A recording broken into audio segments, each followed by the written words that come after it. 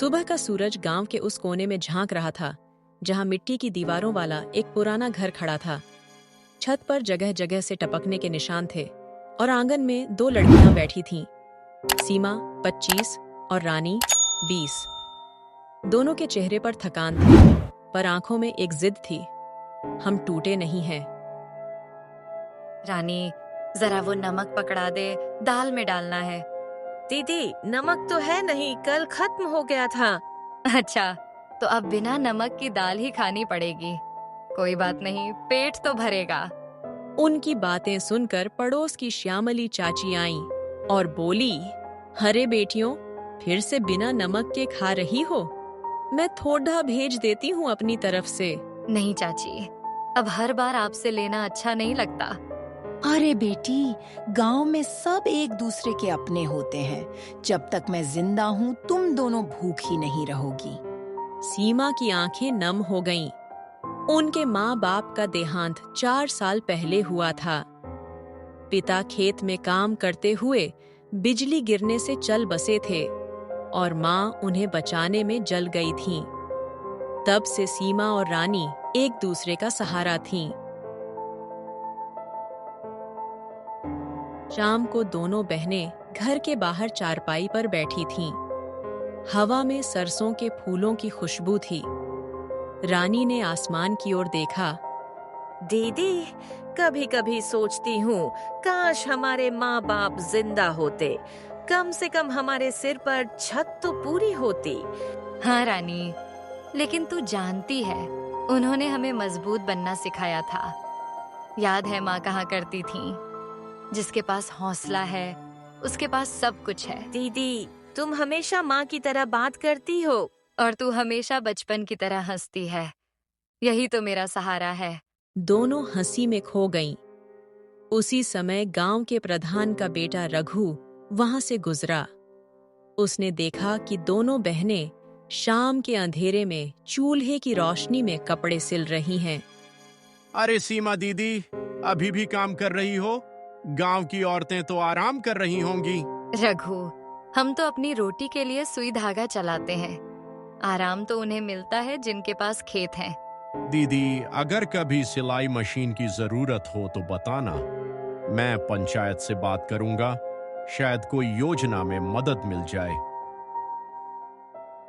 अगले दिन सुबह का नजारा।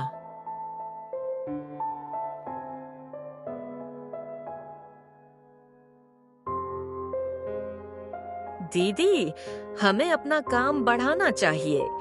गांव की और औरतों के कपड़े भी सिल सकते हैं। मशीन होती तो कर लेते, पर हाथ से कितना काम हो पाएगा। मैंने सुना है, सरपंच के घर पर जो NGO वाले आए हैं, वो औरतों को काम सिखा रहे हैं। क्यों ना हम भी काम के लिए जाएं? सीमा को पहले हिचक हुई, पर फिर बोली, ठीक है, कल जाएंगे। अगले दिन दोनों बहनें गांव के पंचायत भवन पहुंचीं। वहां नीरा दीदी, एक NGO की महिला, औरतों को कढ़ाई और कपड़ा डिजाइन सिखा रही थीं। आओ बेटियों, यहाँ सब सीख सकते हैं। जो मन लगाकर काम करेगा उसे सिलाई मशीन भी दी जाएगी। सीमा और रानी ने मन लगाकर सीखना शुरू किया। कुछ हफ्तों में उन्होंने सुंदर शर्ट और दुपट्टे बनाना सीख लिया। गांव की औरतें अब उनसे कपड़े सिलवाने आने लगीं। रानी, देख तो सही, हमारे घर में अब कितना काम है। माँ होती तो कितनी खुश होती।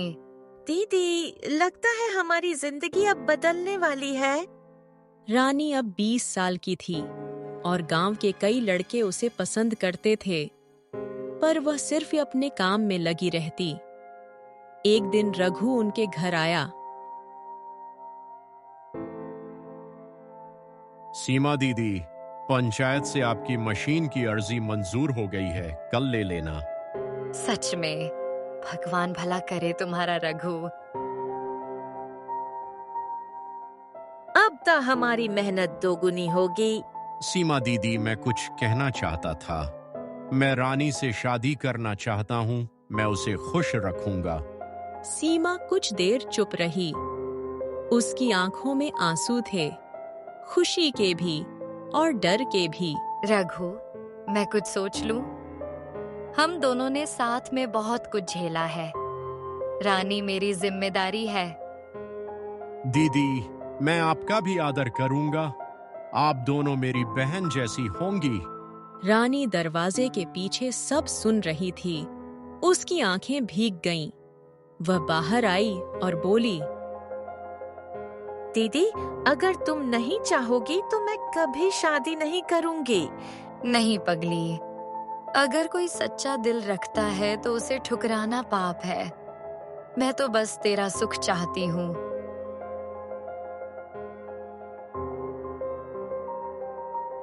कुछ महीनों बाद रानी और रघु की शादी गांव के मंदिर में हुई। पूरा गांव आया। सीमा ने अपनी सिलाई के पैसों से छोटी सी साड़ी खरीदी। वही उसकी खुशी का तोहफी थी। शादी के बाद रानी रोज अपनी दीदी से मिलने आती थी। दीदी, अब तो तू भी अपने लिए सोच। तूने मुझे संवारा, अब तेरा वक्त है। मुझे बस तेरी मुस्कान चाहिए। दीदी, अब आपको अकेले नहीं रहना चाहिए। पंचायत ने नया महिला सहकारी समूह बनाया है। आपको उसका मुखिया बनना चाहिए। सीमा ने पहले मना किया, फिर रानी के कहने पर मान गई।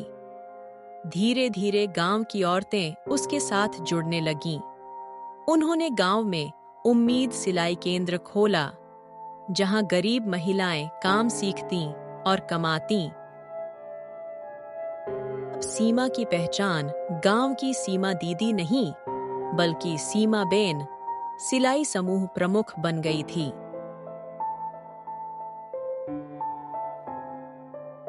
एक साल बाद रानी ने एक बेटी को जन्म दिया। सीमा ने उसका नाम रखा आशा। जब पहली बार बच्ची ने अपनी मासूम आंखों से सीमा की ओर देखा, तो उसे लगा जैसे उसकी माँ लौट आई हो। सीमा अपने घर के आंगन में बैठकर बोली, रानी, याद है वो बिना नमक की दाल वाले दिन? रानी हंसते हुए बोली, अब तो दाल में घी भी डालते हैं दीदी। दोनों की हंसी पूरे आंगन में गूंज गई। उनकी कहानी अब सिर्फ दो अनाथ बहनों की नहीं रही, वह बन गई थी हौसले, प्यार और आत्मनिर्भरता की कहानी। गांव की हवा अब भी वही थी, लेकिन उस छोटे मिट्टी के घर से अब एक नई रोशनी झलकती थी। वो रोशनी थी दो बहनों की, जिन्होंने अपने दुख को ताकत में बदल दिया।